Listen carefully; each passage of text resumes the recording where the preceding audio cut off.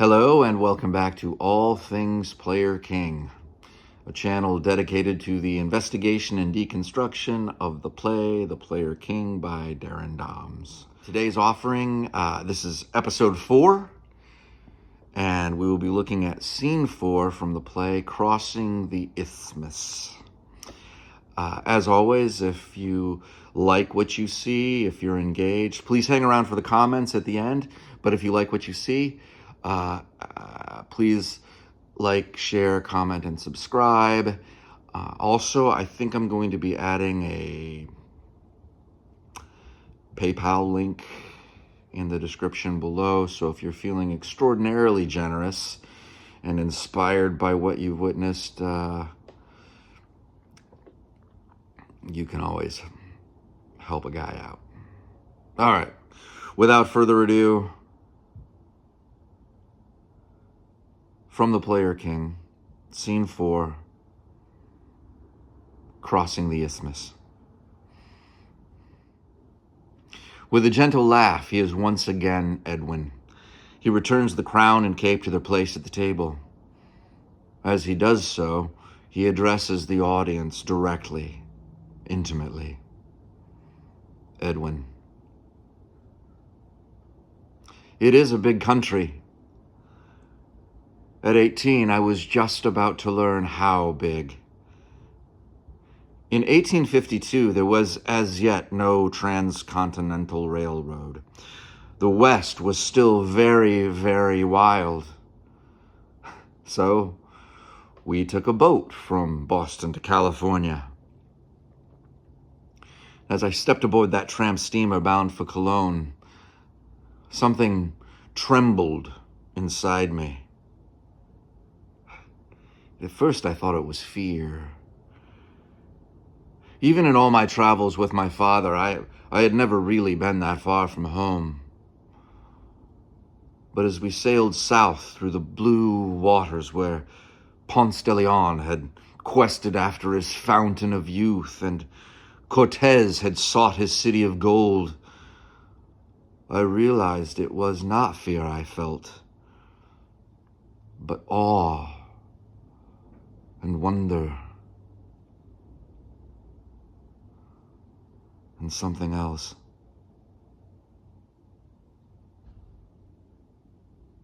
I watch you, my father, as you entertain the passengers. I watch how they watch you.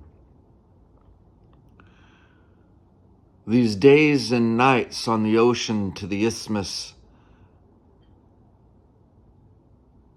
and I realize that I am on my own journey. In Cologne, we trade the steamer for flat-bottom bungas and pole our way up the Chagres River. In Golgona, we trade the bungas for mules and pack uncomfortably through the thick Panamanian jungle. At night, I hear a cacophony of strange sounds coming from the impenetrable darkness around me. I am on a journey. And then one night, while I lay awake in that humid tropical jungle, I watch you sleep. And for all the time I spent over the last several years watching you, caring for you, protecting you from yourself, I realize that I have no idea who I am. I was a boy, and my identity was inextricably tied to yours. And now, as we cross the isthmus, I become a man. And I feel our destinies begin to divide. You are no longer my responsibility. From Panama City, we take a clipper ship up the Pacific coast, past Mexico to California. We finally arrive in San Francisco and play the Jenny Lind Theater in a whirlwind. 2 weeks later, the whole company is booted to the street when the theater is closed due to a bad business deal. My older brother, June, takes over management of the company, and we make our way to the rugged streets of Sacramento. There we play the American theater until the bottom finally falls out in one of the gold country's frequent depressions. By then my father has already had enough, and in a rage declares that he is returning home to his wife and his farm. But I was done allowing my father's capricious whim to govern my life.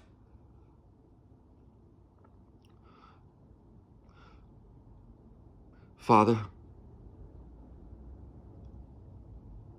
I'm not going with you. I'm going to stay. He smiles sort of ruefully, and he says, "You do that, boy. You do that." And then he grabs me and he hugs me ferociously, a kind of affection I have never experienced from him. And he whispers in my ear, "Mind your spurs."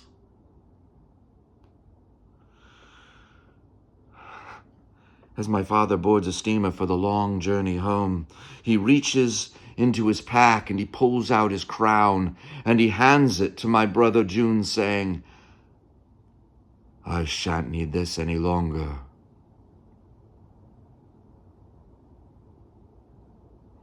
George Spears stayed, and a handful of others. And like a pack of hungry vagabonds, we abandon the cities and head for the wilderness. We play from mining town to mining town, winding our way through bandit country, holding guns tight to our chests. Sometimes the towns have a tiny theater, but more often we play in old barns or seedy saloons where sawhorses topped with pine planks serve as our stage. All of these folks knew the Bible and Shakespeare by heart, if you can believe that. One missed word might lead to howls of disdain, even gunshots. If you play well, the surly miners throw gold nuggets at the stage.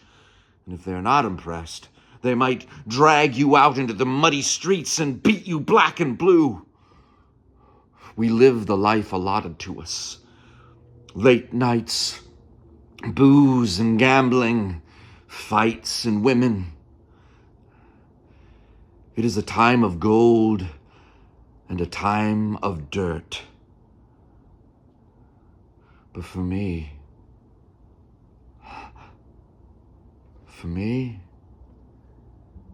it is a holy time.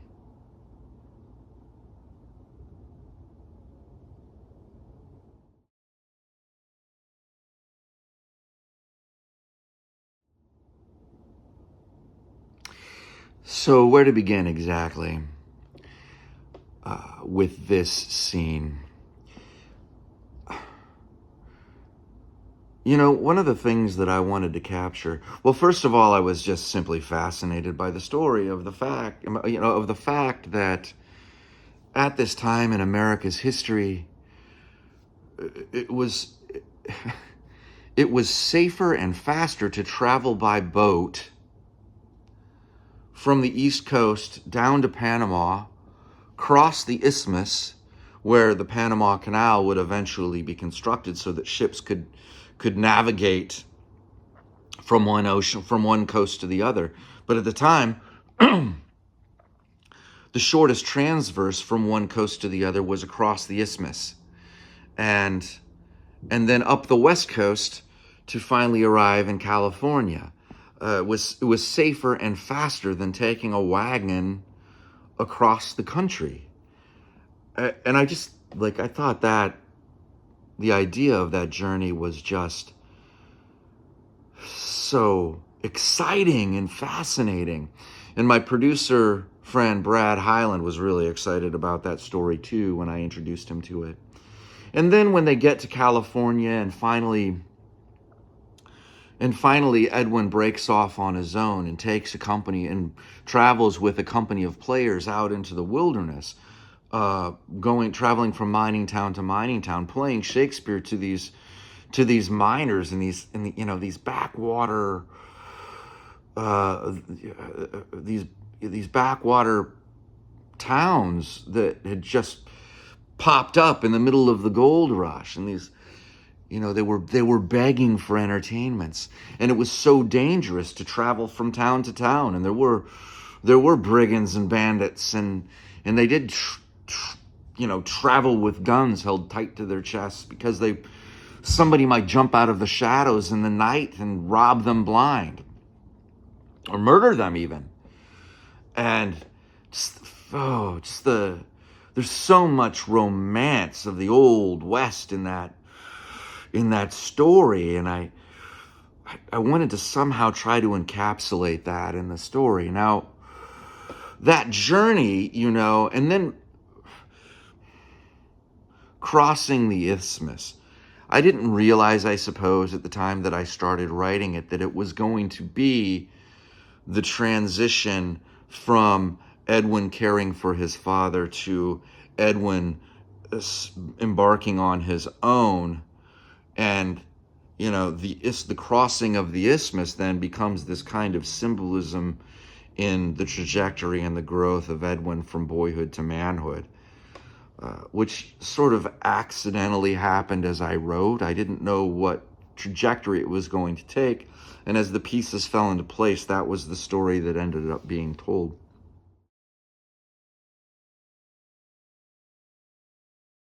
You do research for a historical piece like this, and there's so much information, and you pick and choose the pieces that you want to put together in order to tell a story. And there's so many stories that could be told. So Edwin not only traveled around the West, around California and the Pacific Northwest, but they eventually traveled to Australia and performed in Australia. They eventually traveled to Hawaii and performed for the King of Hawaii over the course of the few years that Edwin was out on his own, before he finally decided to return to the East Coast and sort of establish himself as an actor.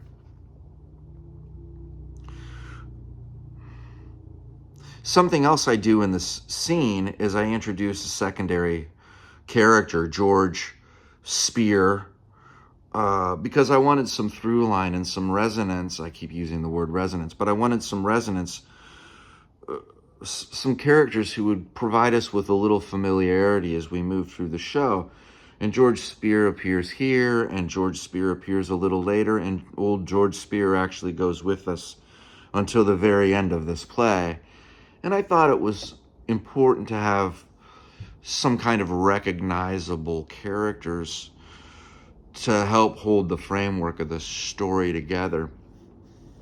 Another character who appears later on, who was with them traveling, is Laura Keene, and I realize that I don't mention her by name at this moment, and I probably should have, but she appears again later at a pivotal moment in the history of Edwin and these characters. I don't want to provide any spoilers, but you'll see it when we get to it. But Laura Keene was a fascinating character, and she traveled with Edwin, and through the West, and then to Australia, or to Hawaii, and then to Australia. Now, her husband was arrested and sent to he was given a life sentence and sent to a penal colony in Australia. And then apparently, while they were on their way to Australia, Edwin Booth and Laura Keene had a bit of a dalliance upon the ship. It didn't last very long. It wasn't very serious, but it did happen. And Laura Keene met with her husband in prison in Australia and asked him for a divorce, which he refused. Now, later on, she was able to make the argument in court that he was in a life sentence in a penal colony in Australia, and that was pretty tantamount to divorce. And I think that was eventually granted by the courts. I will say, read.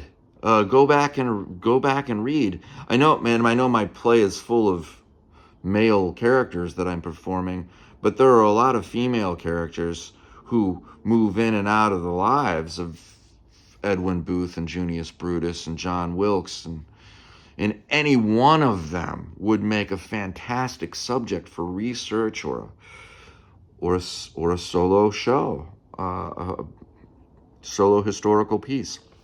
And I encourage you to investigate those characters.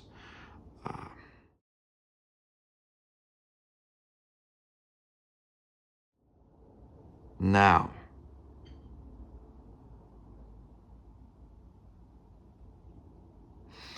so I do realize that it's a bit of a luxury for me as an actor to have written the piece. And the reason for that is that when an actor approaches material that someone else has written, there are various methods and means that they employ in order to find a personal connection to the material and the story being told. Whether it be through subtext or some kinds of substitutions or emotional recalls, and obviously using your imagination. And I will say this time and time again that an actor's greatest resource is their imagination. But in this case, I was able to cheat a little bit as a performer in the writing of the play, because I could include so the story that I wrote is rich with emotional connections from my own experiences, my own imagination, and my own childhood,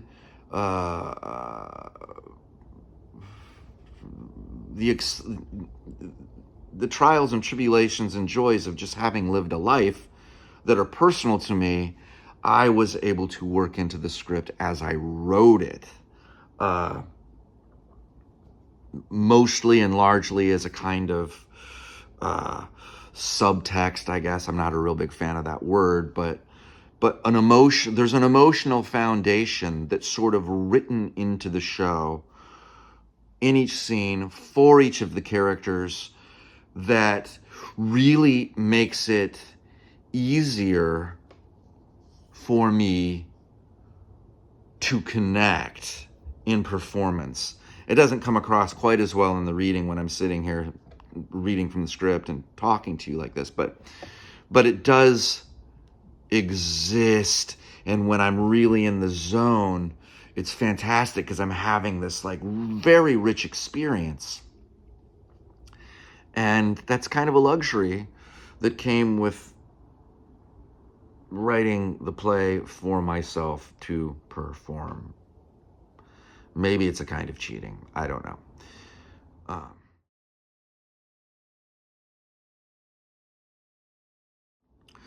So one thing that I wanted to touch on, and it's kind of a disclaimer, I suppose, but when I first started writing this scene, and I'm imagining Edwin leaving the country for the first time. Oh, this is taking me in all kinds of crazy directions in my memory and imagination. But the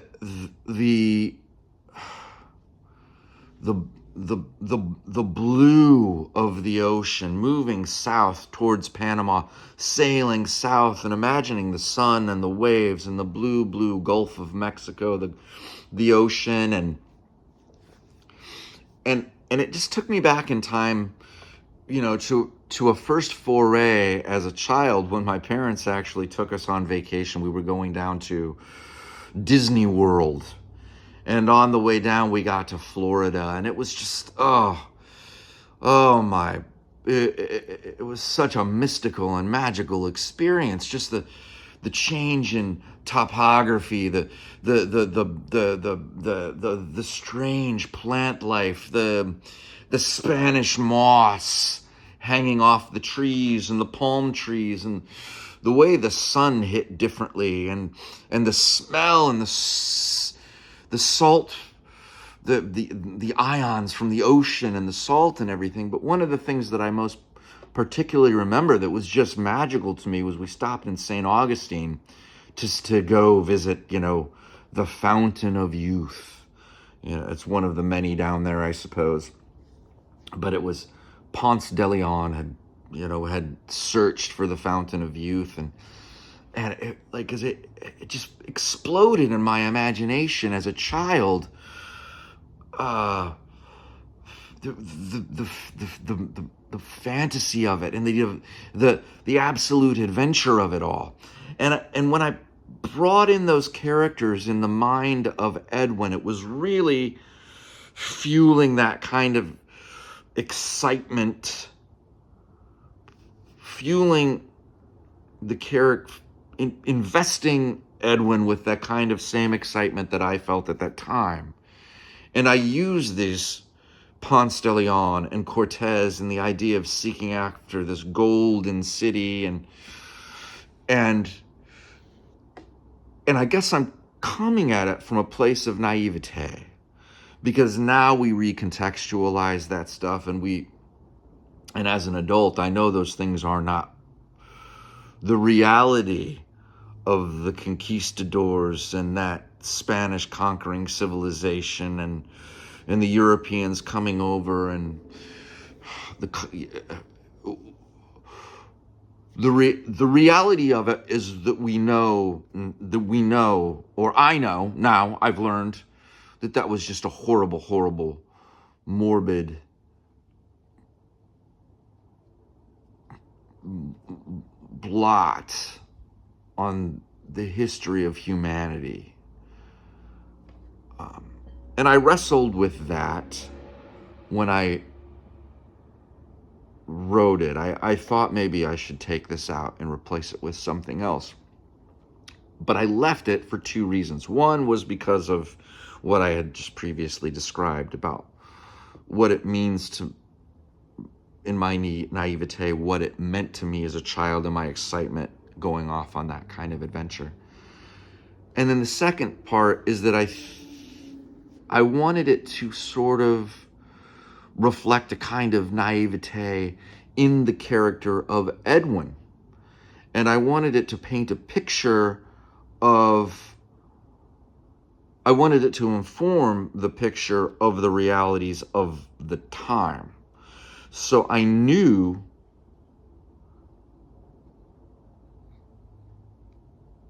that it might mar the character of Edwin to leave these things in. And in that capacity, that little reflection, it was okay to me, because I feel like Edwin is an imperfect character, and this is an example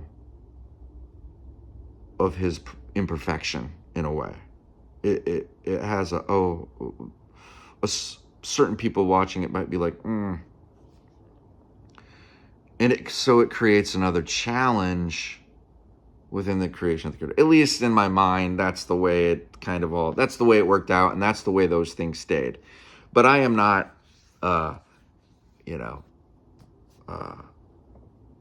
completely inured to the realities of those things. And I just thought I should share that.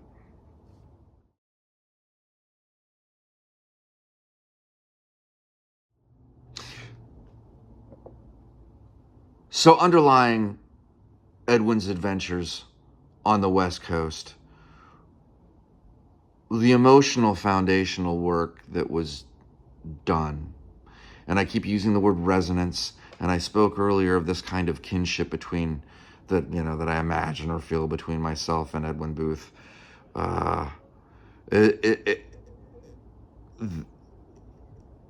is that his excitement and his awe and his fear and his trepidation and his wonder at this adventure in the West, in this gold mining, this gold country of California and the Old West, was really, really fueled emotionally by my experiences in my first professional job in the theater. And and that was at Red Barn Summer Theater in Frankfort, Indiana. Red Barn Summer Theater in Frankfort, Indiana. And I think I was 23 years old when I took a job there. It was like for the summer. It was like, I think maybe it was $240 a week, which was a fortune at the time. I thought it was a fortune. And then I also thought it can only go up from here, right? I had been down to Red Barn Summer Theater maybe 2 years before to see a friend of mine who was performing down there, a friend and mentor. Rich Snyder was playing Judas in Jesus Christ Superstar. And it was just, I was looking around at this craziness out there. And this is a barn in the middle of a cornfield, in hot, I think it was the last show of the season. So it's in August. It's the end of August, and it's so sweltering hot. And the theater at the barn they didn't have air conditioning yet. And so all of the doors were open and the windows were open. And, it's sweltering heat. And while the play is going on, there's this Indiana summer thunderstorm rolling in over the cornfield. And you can see it. You can hear the thunder and you can see the lightning in the distance over the cornfield. And it's moving really fast in toward the barn, and you can just see it. And I will tell you, it crescendos over the barn right at the climax of the play during the crucifixion. So while Jesus is up there on stage being crucified, there is this thunderstorm raging outside the barn with thunder and lightning, and the rain is crashing down, and like summer thunderstorms do, it blows in, and by the time the play is over, the thunderstorm has rolled off over the cornfield and is gone. And I remember going to the director after the show, who I had just met, and saying to him, "Boy, you must have had one hell of a tech budget for this show. That was fantastic." So anyway, a couple of years later, I get a job there, and I'm so excited to go there and work. And I mean, if you've ever worked summer stock, especially in an old barn in the Midwest that's been converted into a theater, I mean, there's just nothing. There's no experience like that, and you're going into this place that is for me, it's like I'm full of excitement. I'm full of wonder. I don't know what to expect. There's all of these odd characters doing these odd things. I'm constantly asking myself, is this real? Is this what people actually do? Is this how theater people actually work? And it's not, by the way, mostly. The summer stock is its own unusual place full of crazies. But it's just, there's no escaping the romance of it. You have these miles and miles of cornfield in every direction. Every night the sunset is brilliant in magentas and lavenders and golds. It might be one summer, it might be soybeans, so you can see as far as the eye can see, depending on how the crops are rotated. And the heat sweltering, and you're working so hard. At the theater I worked at, the actors were building the sets, they were building the costumes. you were rehearsing during the day, you were doing shows and reps, or you're performing a show on the weekend while you're rehearsing the next show during the week and during the day. And then at night you're going out and you are having a blast. You're making friends that you think are going to last forever. You're lost in this bubble, and it's this fantasy world, and these thunderstorms are rolling in, and the rain crashes over the cornfield, and there's thunder and lightning, and then you step out you smell the rain, and the sun comes out, and there's a rainbow. There's a rainbow over the cornfield, and it happens again in rotation and cycle, and every night is sunset, and you're going out, and there's a bonfire, and in the dark the blackness explodes with lightning bugs like fireworks all over the place, and there's no way that you can escape like falling in love in that place. There's no way that you can escape it. And it's so fast, and it's so furious, and it's something so gorgeous and beautiful and incredible inside you that you want to hold on to and you want to make last forever. And then the summer comes to an end, and the leaves start falling, and you have to go back to your job, or you're heading back to school, or you're heading back to wherever it is you have to go, and winter comes on, and you're trying to find that thing again. For me, I was always trying to find that thing again.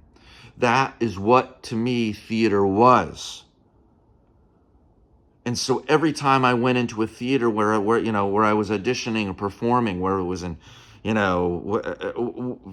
wherever it was, in Los Angeles or Milwaukee or Chicago or any place else, I would go into a theater expecting to find that same kind of magic, hoping for it, praying for it, just taking for granted that it was going to be there.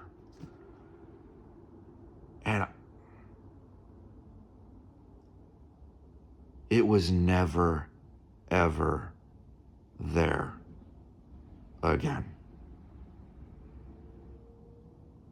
Those summers do not last forever. They just sort of live inside you. The sunsets and the thunderstorms and the rainbows and the passion and the pain, it all just exists somewhere in here. And I'm constantly looking for it again as an actor. And every time I walk on stage, every time I walk into a theater, I'm hoping to find that again.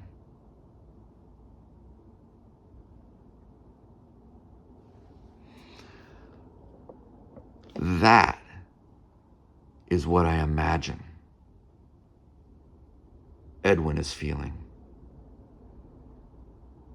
in his experiences in the West.